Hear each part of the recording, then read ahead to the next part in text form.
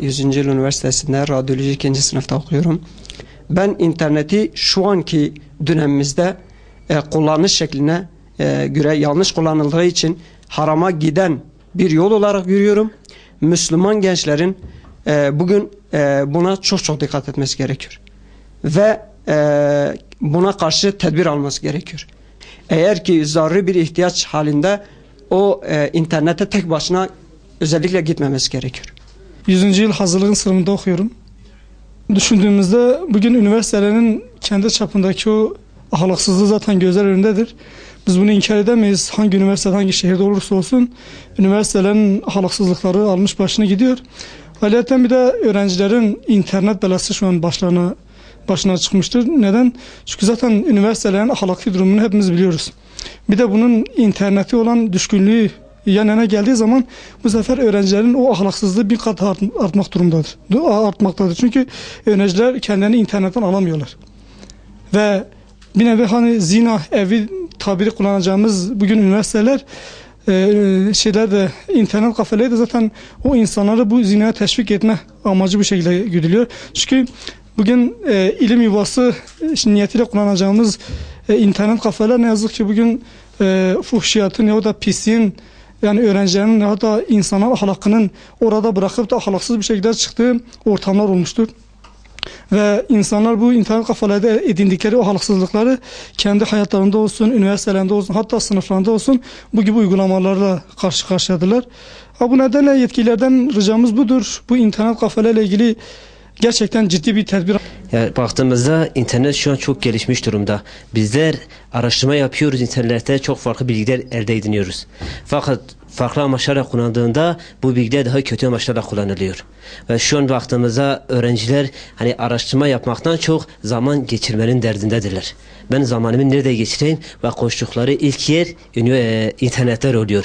Bunun yanında daha çok ben gözlemlediğim kadarıyla özellikle bu mahallelerde hani merkezi bırakalım bir yana, mahallelerde denetimlerin olmamasından dolayı, herhangi bir devlet kurumu oraya el atmamasından dolayı özellikle çocukların interneti çok kötü amaçlara kullandığını biz müşahede edebiliyoruz. Burada bizim söylemek istediğimiz çağrımız nedir? Biz diyoruz ki denetimlerin daha çok sıklaştırılmasıdır. Bu sadece illerin merkezinde değil, mahallelerde de özellikle çocukların serbest bırakıldığı ortamlarda izin verilmemesi gerekiyor internette de. Van 100. Yıl Üniversitesi'nde sanat tarihini okuyorum. Olumsuzlar gerçekten çoktur.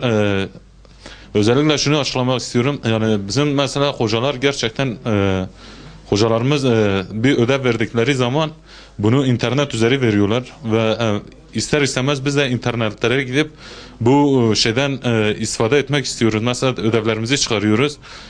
Ayrıca biz bu sitelere girdiğimizde, mesela hocanın bizden ödev istediği sitelere girdiğimizde bakıyoruz ki farklı şeyler karşımıza çıkıyor. Yani istemediğimiz öyle kötü, çirkin siteler karşımıza çıkıyor. Gerçekten ben bundan büyük rahatsızlık duyuyorum. Özellikle devletin artık kim bu işlerle ilgileniyorsa buna bir an önce el atması lazım. Bu kötü siteleri ortadan kaldırıp, yani gençlerimizin zaten gidişatı hiç iyi değildir. Sürekli bir yozlaşma içindeyiz. Bile internet kafelerin ortamını özellikle açıklamak istiyorum. Yani gerçekten gidemiyoruz. Bakıyoruz ki hepsi sigara içiyor, duman altı oluyor. Van'da Hüseyin Çelik Lisesi'nde okuyorum, Anadolu Lisesi'nde. İnternetin şu andaki günümüzdeki etkileri, faydaları ve zararları, yani bunları sayabiliriz. Saymakla bitiremeyiz. Faydalarını da zararlarını da bunları bitiremeyiz. Benden daha küçük gençler de vardır, kardeşim yaşındakiler. Bunlar öyle bir internete alışmışlardır ki yani gecelere kadar, saat 1'lere 2'lere kadar internetlerden çıkamaz olmuşlardır. Misalen üniversiteye giden bir öğrenci profili düşünelim. Yani vardır. Mesela gidiyor, ilk dersine giriyor. İlk dersine gittikten sonra internete gidiyor. İnternetten yani 12'lere 1'lere kadar çıkmıyor. Ve bu sürede ilkin ödev adı altında gidiyor ve bu ödevi belki de hallettikten sonra belki de ödev altına gidiyor, lakin ödevini araştırmıyor. Bunu yani çoğumuz da biliyoruz. Bunun dışında yani internette bakılmasına, haya edilmesi gereken şeyler vardır. Bunlara bakıyor. Ondan sonra İslam'ın yasak kıldığı, haram kıldığı, Allah-u Teala'nın kesinlikle ve kesinlikle uyardığı, azap edeceği şeylere bakıyor. Yani bugün Müslümanların dikkat etmesi gereken konu budur.